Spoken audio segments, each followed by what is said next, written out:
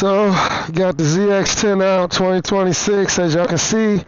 Did a couple of mods, changed the mirrors, got some sexier mirrors on there. They got the turn signals and everything. Other mod I've done, of course, is the fender delete.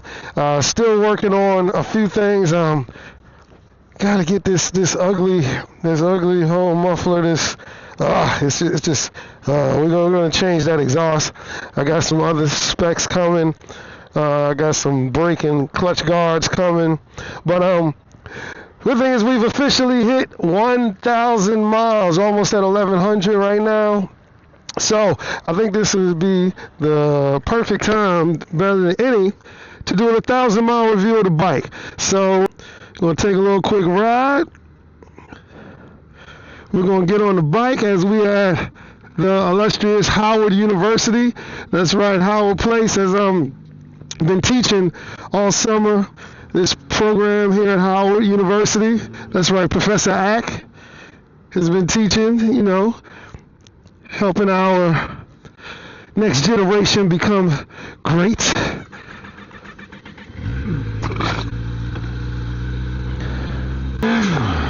So we are officially over past the break-in period. And we have just made it past 1,000 miles. Meaning, so I thought it was the best time to do my 1,000-mile review.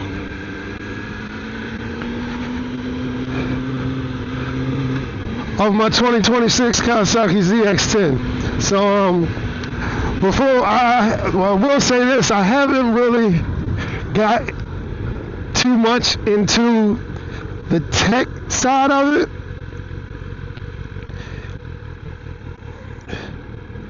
And the reason for that is, I really didn't come from tech bikes. Like my CBR is a 08, my Harley is like a 0809, my V-Rod. So the bikes that I ride every day on, normally were riding, weren't big tech bikes. Like the biggest tech they had was like having a gas gauge.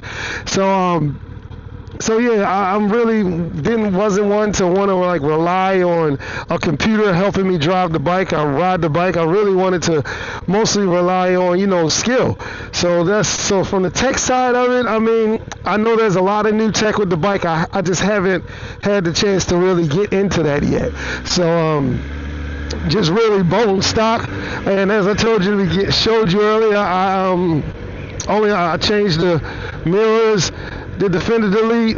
I had some other things on the way, but I have done nothing as far as, performance-wise. It's just been a little, cosmetic stuff just to make the bike pop a little different, to get that stock look away. But I haven't done anything, performance-wise, engine-wise, no tunes, haven't even got the exhaust done or anything. So none of that's been done. So like I said, the bike is still bone stock, but I will say, outside of the break-in period, I have enjoyed the bike a lot more. Like, that break-in period was horrible. Like, you can go past 4. I still haven't, you see I haven't gotten to the tech. I haven't even set it, because anytime I go past 4,000 RPMs, it's going to start blinking in every gear but 6. But, because when I did the service, they just didn't reset that, and I just haven't went in and reset it myself yet. So that's one thing. So we're just gonna, you see that light popping on, we're just gonna ignore that. Alright? So I missed my turn. So now I gotta go back. But so we're just gonna ignore that light. So I gotta fix that too. But it's a real easy fix. They say just go into the settings and you just reset the limiter light. So yeah, that's one thing on that. But I gotta say, performance-wise, like the bike is very comfortable. I do have one gripe, and I'll go ahead and get into that straight off the break. My one gripe with this bike is that, oh my God, they could have did a much better job with, is the seat. The seat is so uncomfortable. Like it's such a hard seat. That's going to be one of the things that I try to replace. Like for me, because I have a drive. I live in Baltimore. I work in D.C. So my rides sometimes, like it's nothing for me to be riding for an hour and a half. So after like an hour or so, even though I know sport bikes aren't built for comfort and, you know, distance riding. That's not what they're built for. They're racing bikes, of course. But man, the seat on my 600, my CBR is much better, much better. You think $20,000 for a bike? I mean, they can at least give you a comfortable seat.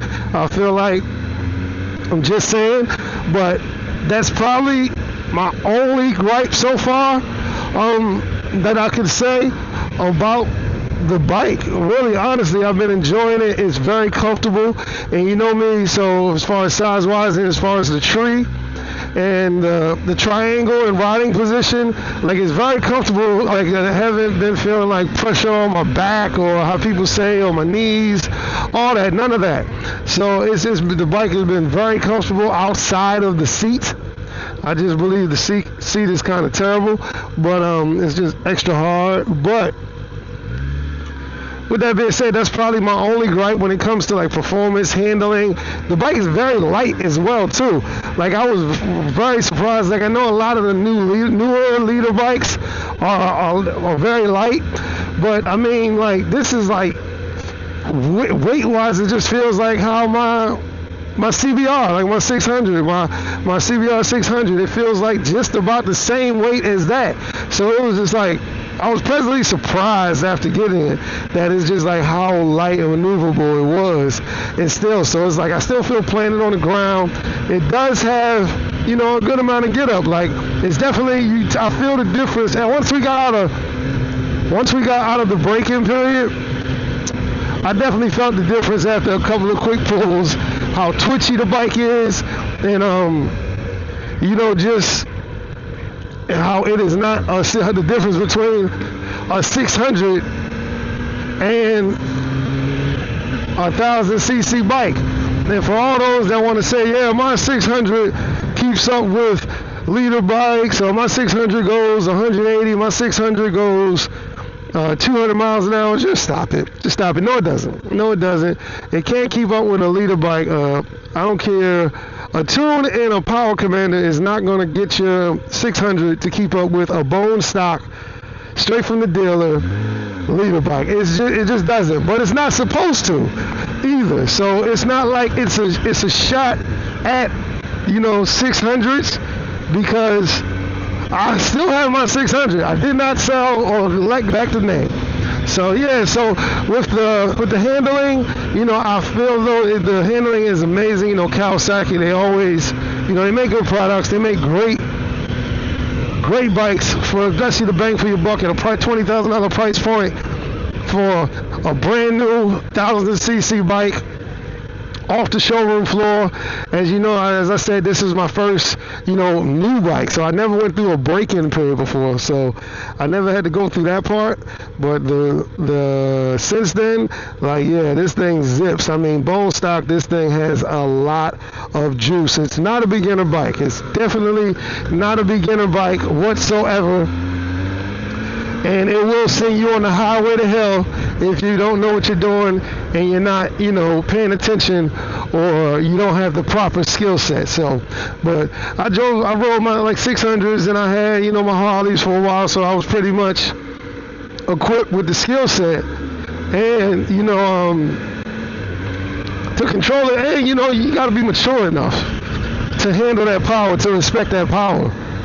So it's definitely a great bike. All in all, I say I'm very, very, very pleased with my purchase and my choosing of the Kawasaki ZX10. As I told y'all before, I wasn't really a fan of the new redesign, the front redesign.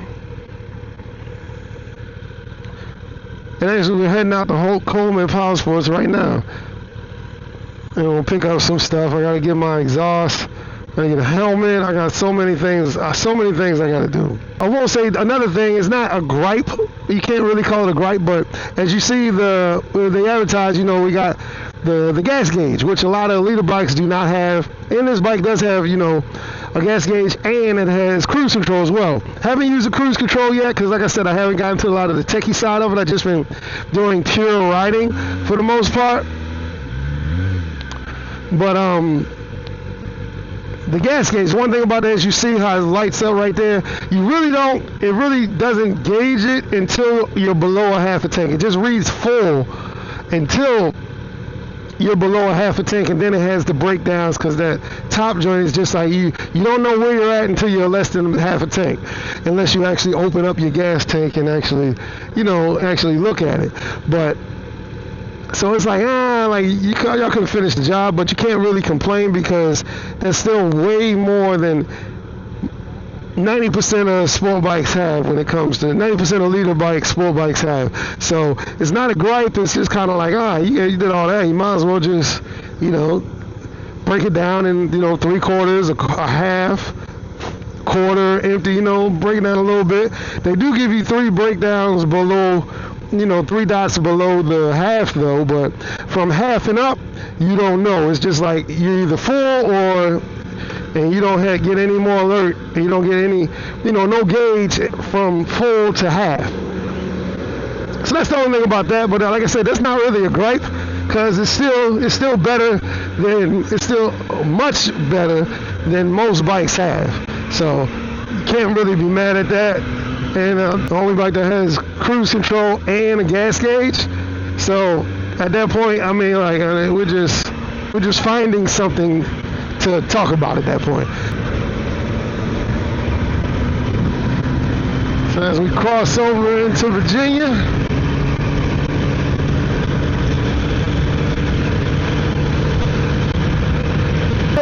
feeling around curves, I feel like it's very agile, very stable.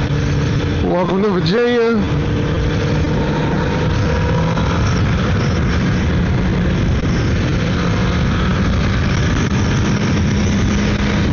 Very stable, feeling going around curves. The handling is amazing,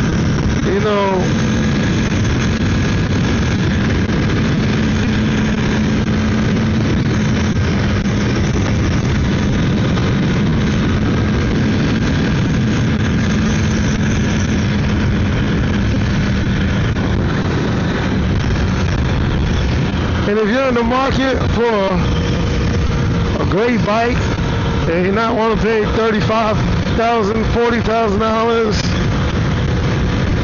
$30,000. Hey, this is an amazing bike. My 1,000-mile review. I'm very much pleased with my purchase. Like, this is an amazing bike that I really love, and the more I do get the unlock on it, the more I'm actually the more I like it.